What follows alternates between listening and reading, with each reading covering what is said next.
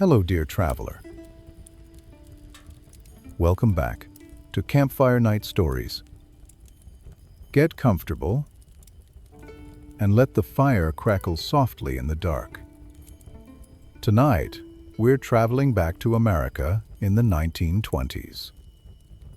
The Roaring Twenties.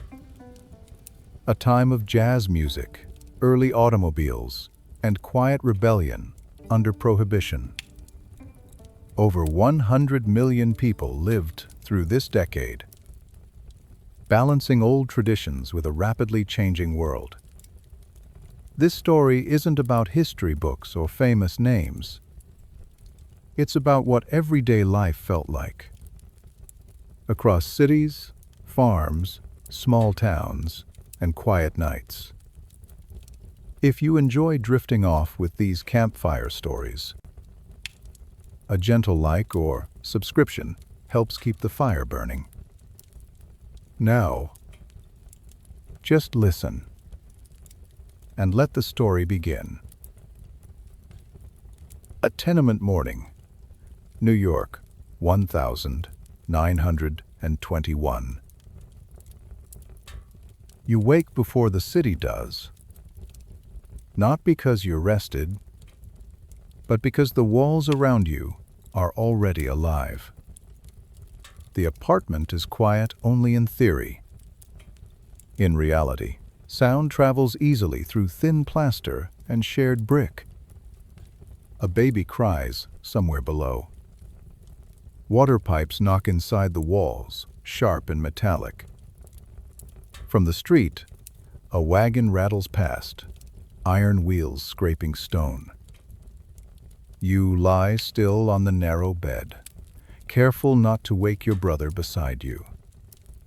The room is barely 10 feet by 10 feet. Just enough space for 2 beds, a chair, and a small dresser pressed against the wall. Cold air creeps in through the window, which doesn't really face the outside. It opens onto a narrow air shaft, a vertical gap between buildings where light and privacy disappear together. Even in winter, the window must stay cracked. The room smells of damp brick and coal smoke. This is one of 4 rooms in the apartment. 2 bedrooms, packed with beds. 1 main room where cooking, eating, and living all happen at once. And a small water closet with a toilet. No tub, no sink for bathing. Bath day comes once a week at the public bathhouse. Until then, everyone makes do. You swing your legs over the side of the bed, feet touching the cold floor. Dressing is a deliberate act. Nothing is wasted. Wool socks, patched thin at the heel. Trousers repaired so many times the original fabric barely shows. A shirt once worn by your father. There is no mirror. You already know what you look like. In the main room, the coal stove crackles weakly. Your mother feeds it carefully, each piece of coal measured. Heat costs money. Breakfast waits on the table. Stale bread, toasted over the stove. A thin spread of lard for calories. Coffee, dark and bitter, stretched as far as it can go. You eat standing up. There's no time. You and your brother leave together, stepping into the gray morning. The hallway smells of boiled cabbage and soap. Neighbors nod as you pass. Everyone knows everyone here. Privacy doesn't exist. Outside, the city presses in immediately. New York in 1921 is loud, crowded, relentless. Men in caps hurry toward factories. Women carry bundles of laundry. Children move quickly, already late for school or work. The garment factory looms ahead. Inside, the air is thick with fabric dust and oil. Rows of machines hum endlessly, needles rising and falling in perfect, unforgiving rhythm. 60 hours a week. $12. Your hands move without thought now. Feed the cloth. Guide the seam. Avoid the needle. There are no guards on the machines. No safety rules to speak of. Injuries happen quietly and often. When the whistle finally sounds, your back aches and your fingers feel stiff and numb. You walk home to save the fare. At home, your father is just leaving. He works the docks at night, unloading ships in the cold, dark hours before dawn. You exchange tired looks. There's no energy left for words. Your oldest sister returns later from the department store. Your mother leaves for laundry and odd jobs.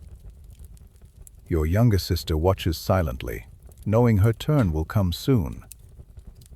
Rent is due every week. $30 a month, an impossible sum, somehow paid anyway. There is no lease. No protection. Miss a payment, and everything you own can be on the street by morning. That threat never leaves the room. In the evening, the apartment fills again. Someone practices violin badly upstairs. A couple argues through the wall. Laughter erupts suddenly, then stops. The city never truly sleeps. Prohibition has been law for over a year now. Officially, alcohol is gone. In reality, it's everywhere. On some nights, if there's a little money left, you slip down the street to a quiet door with no sign. A knock. A password. Inside, the room glows warm. A quick drink burns your throat. Jazz music drifts through the smoke. For a moment, the weight lifts. People laugh. Stories are shared. Camaraderie fills the space. Then it's over. Back upstairs, the apartment waits. You set the alarm clock carefully, a treasured thing, shared by the family. Electricity flickers on and off, never quite reliable. You lie down again, pulling the thin blanket close. The sounds of the building surround you. It's cramped. It's exhausting. It's fragile. But beneath it all, something else simmers quietly. Hope. A sense that this life, as hard as it is, cannot be the end of the story. The city breathes around you, and slowly, you fall asleep. When the road finally came, Iowa, 1923. You wake to silence. Not the uneasy silence of a city between sounds, but a deep, steady quiet that feels natural, almost protective. Morning on the farm arrives gently. Light slips through the thin curtains upstairs, touching the wooden floor beside your bed. The room is cold, colder than you expect, because the only heat in the house comes from the wood stove downstairs. You rise slowly, breath visible in the air. The mattress beneath you is soft and uneven, stuffed with feathers from geese raised on this land. The quilt pulled around your shoulders was stitched by hand, its patterns carrying years of family memory. There is no rush. No whistles. No street noise. No neighbors close enough to hear. Downstairs, the stove crackles quietly as it warms the kitchen. Your mother moves easily in the early light, already awake. Coffee brews strong and dark. You step outside for water. The pump stands beside the house, metal cold beneath your hands. Each pull of the handle draws water from deep underground. The sound echoes across the fields, then fades. The outhouse sits behind the house, simple and familiar. Nothing here is hidden. Everything is honest. Breakfast fills the table. Salt pork sizzling in the pan. Eggs scrambled fresh from the chicken coop. Biscuits split open and steaming. This is food meant to carry you through a long day of work. But today is different.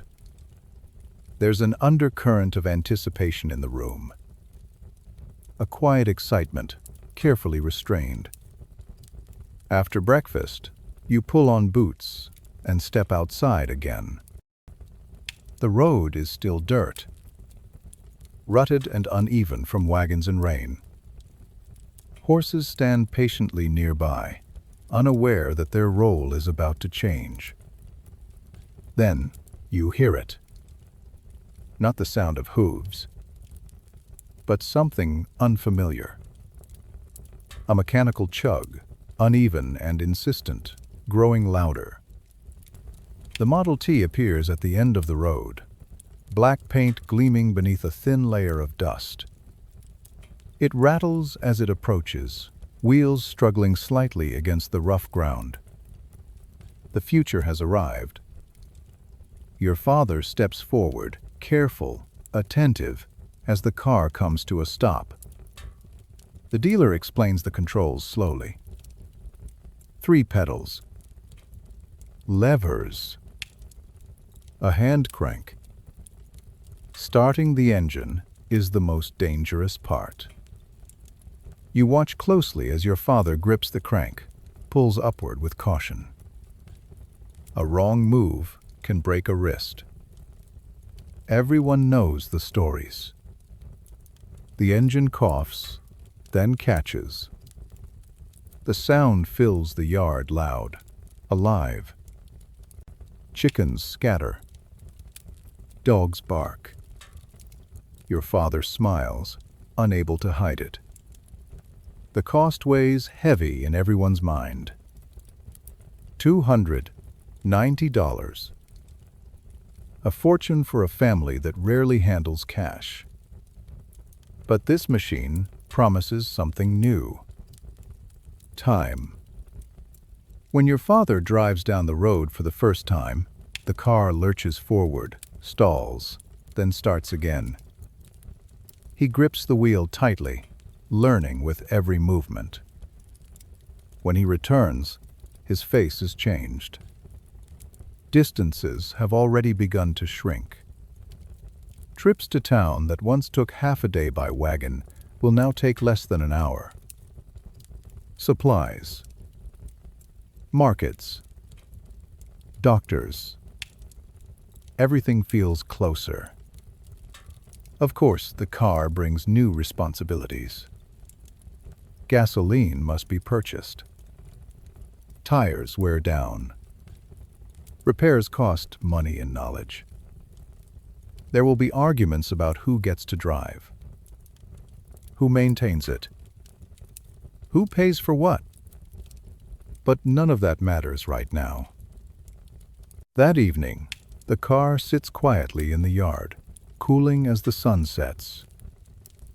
It will rest through the winter months, idle but ready. You stand beside it, hand resting lightly on the metal. The road stretches out ahead. Long, empty, waiting. This machine does more than move people. It connects this farm to the wider world. to markets, neighbors, opportunities, and ideas. Isolation softens. Horizons expand. As night falls and the stars emerge, brighter than any city light, you feel something settle in your chest. Freedom. Not loud, not sudden, just quietly present. The fire burns low, and the road, for the first time, feels truly open. The evening lights. Millerville, Pennsylvania, 1925. You wake to a house that feels settled. Not large, not small, just right. Morning light filters through lace curtains, falling across the wooden floor of your bedroom. This space is yours alone. A quiet luxury that still feels new. Your bed has a metal frame, cool to the touch. Colorful quilts are folded neatly at the foot. A small rug softens the floor beneath your feet. On the desk by the window sits your proudest possession, a crystal radio set, built piece by piece from a kit. Thin wires stretch carefully toward the window frame. You turn a knob slowly, listening as sound emerges from static. Voices from miles away. Music carried through the air itself. Downstairs, the house hums softly with modern life. Electric lights flick on without hesitation. Water runs clean from the tap. The telephone in the hallway waits patiently, silent but ready. At breakfast, your family moves easily through familiar routines. The radio plays quietly in the background. News, weather, a bit of music. By now, radios are everywhere. What was once a novelty has become a necessity. Hundreds of stations fill the airwaves, connecting small towns like this one to the rest of the country. Later in the day, you walk through Millerville. The town feels alive, but unhurried. Brick storefronts line the main street. Neighbors greet one another by name. Two movie theaters sit just a few blocks apart. The older one smells faintly of dust and history. The newer one feels modern upholstered seats, electric fans stirring warm air. Posters promise laughter, romance, adventure. At night, the room will darken, and flickering images will pull everyone into the same dream. Movie stars feel close now. Familiar, as if they belong to everyone. After school, you meet friends at Miller's drugstore. The soda fountain gleams under bright lights. A Victrola spins softly in the corner. Jazz rhythms filling the room. Someone attempts the Charleston. Laughter erupts. Parents shake their heads at the music. But the energy is irresistible. This is where teenage life unfolds. Between root beer floats and shared secrets. Between records and borrowed confidence. Magazines circulate from hand to hand. Stories, advertisements, fashions, all pointing toward a wider world. Even education feels different now. Your school has laboratories, specialized teachers, a gymnasium. The one-room schoolhouse is already becoming a memory. At home that evening, the family gathers in the living room. The Atwater Kent radio console stands proudly against the wall. Its polished wood gleams in the lamplight. Your father adjusts the dial carefully. Then a voice fills the room. The president is speaking. Miles away, Calvin Coolidge addresses the nation. And somehow, he's here too. Millions listen at the same moment. The same words. The same pauses. For the first time, politics feels shared in real time. After the broadcast ends, conversation lingers. Thoughtful. Measured. Later, the lights dim. You return to your room, lying back on the bed. The house settles around you. Outside, the town grows quiet. Streetlights glow steadily. Somewhere, a radio still plays. This place exists between worlds. Old habits remain: family dinners, quiet evenings, familiar faces. But modern life has arrived fully now, carrying new sounds, new ideas, new rhythms. Millerville isn't rushing forward. It's adjusting. And in that gentle balance between tradition and transformation, the modern American middle class is taking shape. The radio hums softly, and sleep comes easily. Where the lake is always calm, Lake Forest, Illinois, 1927. You wake to stillness. Not the kind born of exhaustion or distance, but a carefully maintained quiet. Morning light filters through silk curtains, soft and golden. The room is large enough that your footsteps barely echo. Persian carpets cushion every step. Hand-painted wallpaper glows gently in the early sun. This house has 24 rooms. More than you could ever need. More than most people will ever see.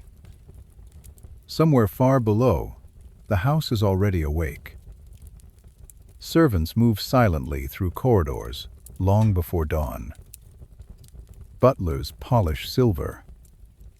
Maids open shutters in precise order. Cooks prepare breakfast in a kitchen filled with modern marvels.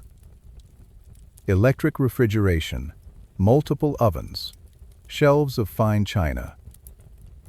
You never hear the effort. It is designed that way. Central heating keeps the mansion perfectly warm. There are no drafts. No cold floors. No surprises. When you dress, fashion matters. Every garment follows rules. Cut, color, season, status. Nothing is accidental. Downstairs, breakfast waits in a sunlit room overlooking Lake Michigan. The water is calm, stretching endlessly toward the horizon. Coffee is served at exactly the right temperature.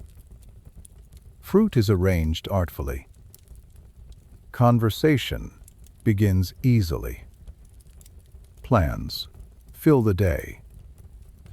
A charity committee meeting in the late morning. Tennis lessons after lunch. A formal dinner this evening. Everything has a place. Marriage, too, is discussed quietly but deliberately. Not as romance, but as alignment of families, fortunes, reputations.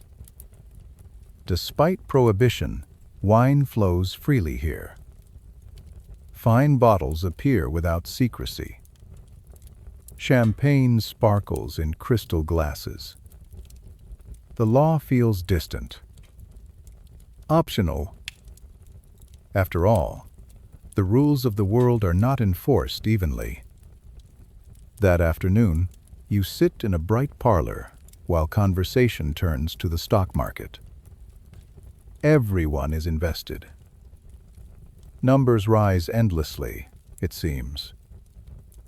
Optimism fills the room. There is talk of expansion, of opportunity, of fortunes made almost overnight. And yet, beneath the confidence, something stirs. A pause before a sentence. A glance exchanged too quickly.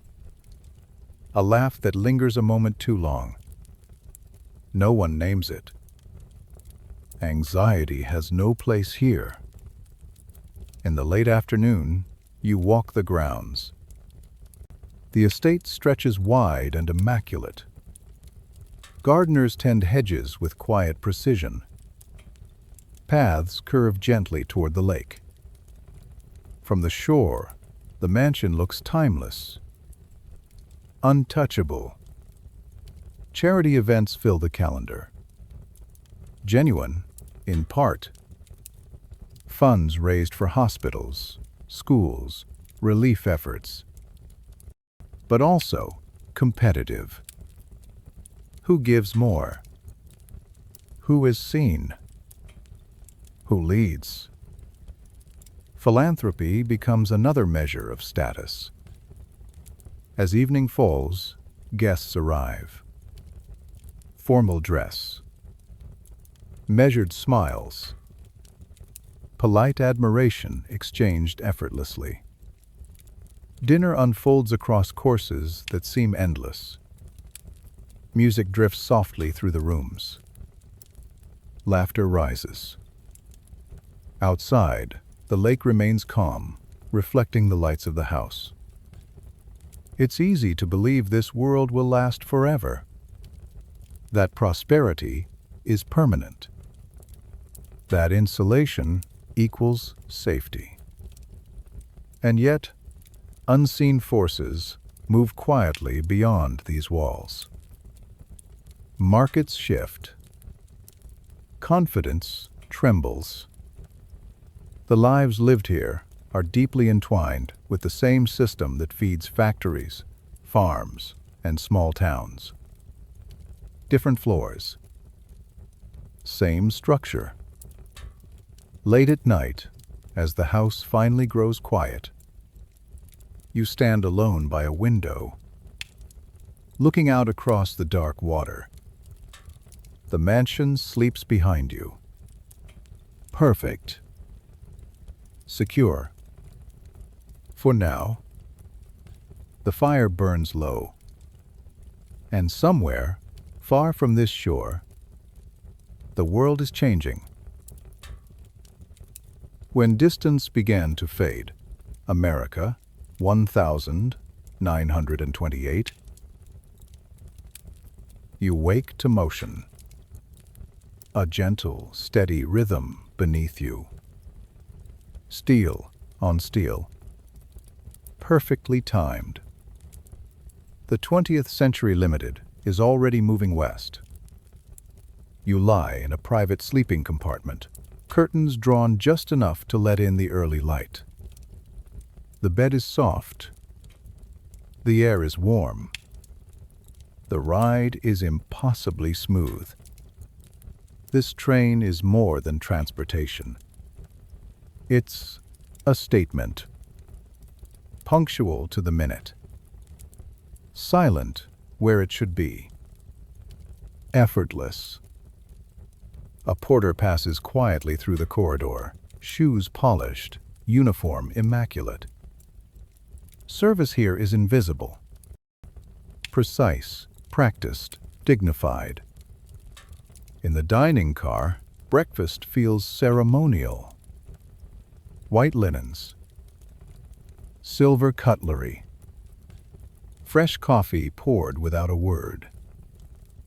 Outside the window, the country slides past.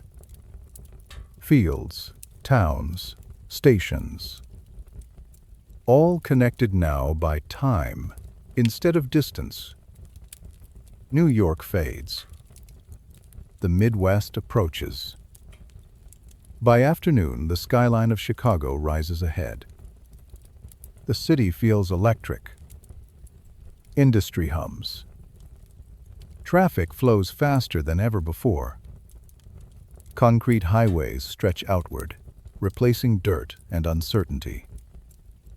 In just 10 years, thousands of miles of paved roads have appeared. The map itself feels rewritten. From the street, you watch cars stream past. Movement feels constant now, as if standing still has become unnatural. The next leg of your journey waits at a small airfield.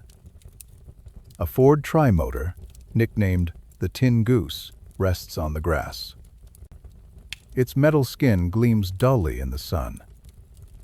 This is aviation's early promise. Inside, the cabin is narrow. Seats are stiff. The engines roar so loudly, conversation becomes impossible. When the plane lifts off, your stomach drops, and the world changes instantly. Fields flatten. Rivers become lines. Towns shrink to patterns. Distance loses its meaning. The flight is rough. Wind shakes the frame. Every sound feels important. But when you land, something has shifted. The country feels smaller now. Manageable. From the airfield, you rent a Chevrolet touring car. The road awaits. Route 66 stretches ahead, incomplete, uneven, alive. Driving requires attention. You listen to the engine. Watch the gauges. Stop often. Filling stations appear like islands. Small repair shops dot the roadside. Tourist cabins promise rest for the night. This is a new kind of travel. Unscripted. Personal. Demanding. You talk with mechanics. Eat at roadside diners. Sleep with dust still clinging to your clothes. Communities grow around the road itself. The automobile doesn't just move people. It reshapes towns, economies, expectations. By night, you pull over beneath a sky full of stars. The engine ticks softly as it cools. The road stretches endlessly ahead. In one journey, you've crossed by rail, by air, by car. Each mode compresses the world further. Time shrinks. Possibility expands. America is no longer a series of isolated places. It's becoming a connected experience. Shared, mobile, restless. You lie back, listening to the quiet after motion. The fire burns low, and the road continues, even as sleep arrives. The week before everything changed. October 1929. The air feels different now. Not colder. Not heavier. Just uncertain. It's October of 1929. And across America, people sense something shifting, though no one can quite name it. In a New York tenement, morning arrives, as it always has. The walls are still thin. The pipes still knock. The street still wakes early. But there are small changes. Your brother no longer sleeps in the same room.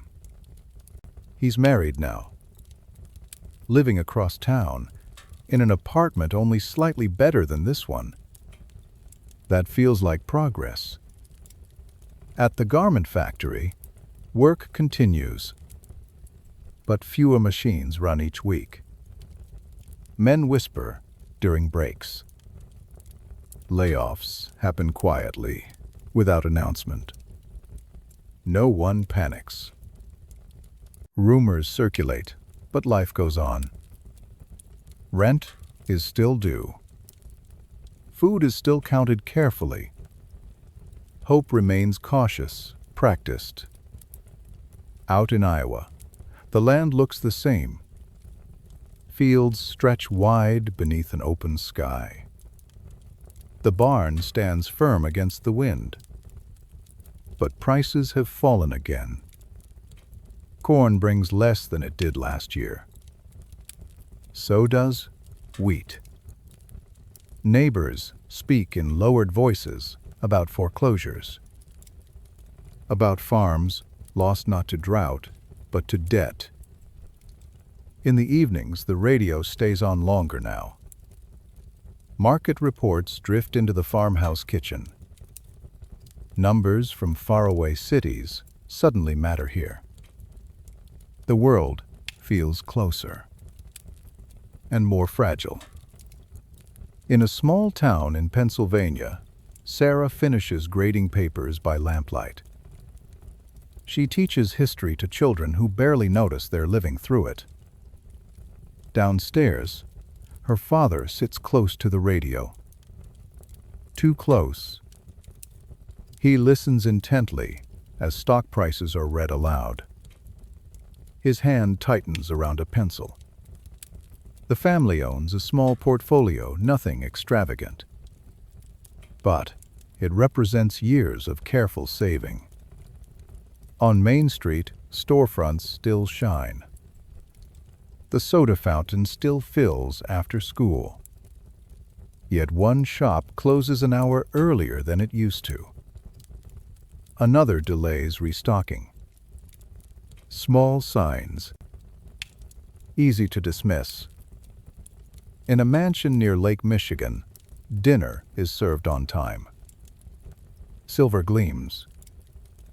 Wine flows freely. Howard Harrington, banker, host, pillar of confidence, smiles easily. But his mind is elsewhere. Margin calls. Speculation. Loans stretched thin. At the table, conversation circles the market. Too often. Too insistently. Laughter comes quickly, but it doesn't linger. Society events continue. Charity galas remain on the calendar. Appearances must be maintained. Back in New York City, a journalist types late into the night. The article on his desk is careful, measured.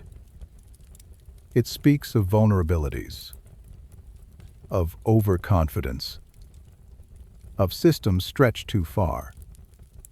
His editor reads it silently, then sighs. Too gloomy, he says. People don't want that right now. The piece is revised. Optimism added.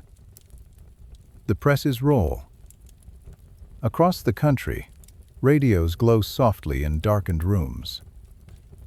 Voices carry news instantly now, connecting farms, cities, towns, and mansions into one shared moment. Everyone is listening. Everyone is waiting. But no one yet knows for what. The fire burns low. October passes quietly, and the world holds its breath. As the fire burns lower, it's worth pausing for a moment. The 1920s changed America forever. Roads stretched farther, making distant places feel close. Radios carried the same voices into millions of homes, turning separate lives into shared moments. Automobiles, airplanes, and trains reshaped how people understood distance, time, and possibility. For the first time, experiences once reserved for the wealthy became part of everyday life for millions. And yet, beneath the excitement, life remained uneven. Great hope lived beside deep hardship. Progress arrived faster than stability. Optimism often spoke louder than caution. Still, what endured mattered. The technologies born in that decade became permanent companions. The rhythms of modern life movement, media, consumption, connection, all took shape there. The people of 1929 didn't know what was coming. But through their work, their risks, their dreams, they quietly shaped the world we now inhabit. When we look back, the distance between then and now feels smaller than we expect. The fire flickers softly now. Thank you for being here, for listening, for sharing this quiet journey through another time. Wherever you are, may the night be calm, and sleep come gently. Until next time, good night.